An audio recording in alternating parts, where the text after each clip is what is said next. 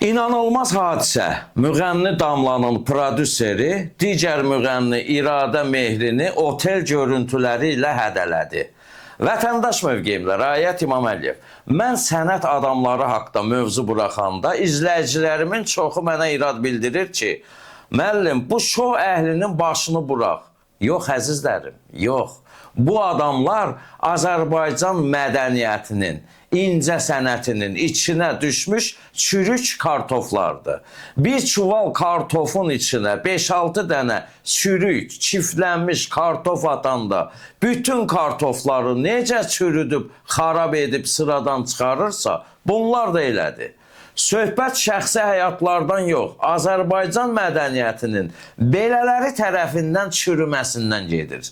Əgər istəyirsinizsə, incə sənətimiz, musiqimiz onsuz da bərbaddır, lap bərbad, iyrənc hala düşsün, danışmayaq.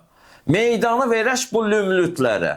Bunlar da fürsətdən istifadə edib, əməllərinin yaxşı olduğunu, təqdirə layiq olduğunu bildirib, davası eləsinlər. Gənc qızlarımızı yoldan çıxarsınlar, özlərini oxşatsınlar. İstəyirsinizsə, səsimizi çıxartmayaq, mən və digərləri, əgər siz bunu istəyirsinizsə. Bunlara görə sarı gəlinimiz uğurlanır.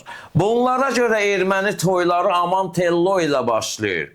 İstəyirsiniz ki, sənətləri olmaya, həci şotuna, ekranlara çıxıb məşhur olsunlar. Qızlarımız da məşhurluğa, tanınmışlığa gedən yolu, bunların hərəkətindən ibrət alsınlar, onda danışmayaq. Amma bilirəm ki, istəməzsiniz.